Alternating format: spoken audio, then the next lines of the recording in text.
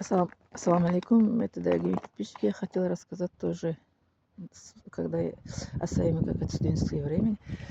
Когда я была на втором курсе, наша преподаватель, она акушер-гинекология, что-то, как говорят, по характеру не сошлись.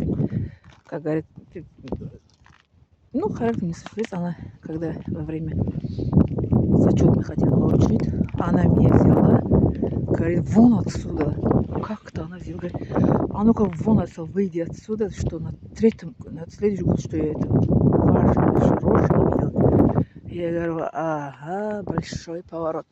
Потом я вышла, не расстроилась, ничего, я вышла, звонила своей матери, понимает мой зачет, говорю, мне все оценки, говорю, 4-5 я у нее получила, она не хочет оценить, это зачет ставить. Братья говорят, ничего страшного, не переживай, мы все разбираемся. Потом ее звали, сказали, что зачет ставь ей автоматом, потому что она нет врагу, она все твои требования она выполняла. Она говорит, я не ставлю ей оценку. Она говорит, я не буду ставить ей оценку. Я говорю, почему? Просто не хочу ставить ей оценку. Она говорит, наш брат говорит, если не ставишь, она вдруг пишет это заявление в прокуратуру, потом, что будет? Не буду ставить. Она пишет это заявление по своей, обходу это заявление. Потом она сказала, не ставлю никакой хорошей оценки, просто тройку рисую. Вы это хотите? Это? Они сказали, ставь какая оценка, это, чтобы ей было это допуски, это производственная практика. Это у нас последний зачет был. Потом она рисовала тройку, потом она уволилась из работы. Вот так. Поэтому милость Аллах всегда есть. Она почему... Причина разные, что это она мне как это возненавидела. Ничего страшного, зато я на все свои вопросы ответ получила по акушер-гинекологии. Я ее не то что ненавидела, я ее не любила, а то, что ненавидела, нет, у меня не было ненависти к ее учителю. Я никогда свои учителя ненависти когда не было, не будет. Не любить не любила я ее, потому что она какая-то странно себя вела именно со мной, потому что в нашей группе только я была одна такая.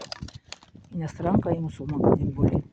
Еще много раз, несколько раз она мне сказала, зачем тебе учиться, зачем ты приехала сюда вообще в Россию, зачем тебе учиться здесь, зачем ты именно медицина, зачем тебе?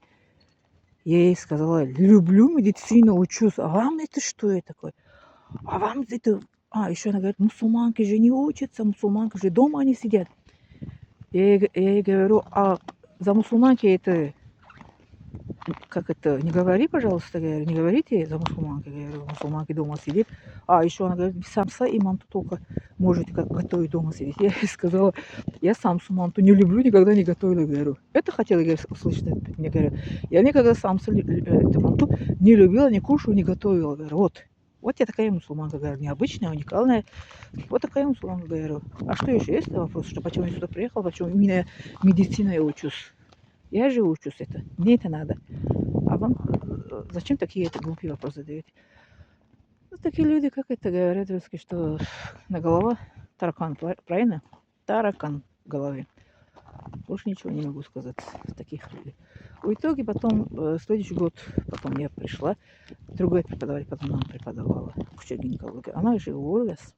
Другой преподаватель, она нормально преподавала.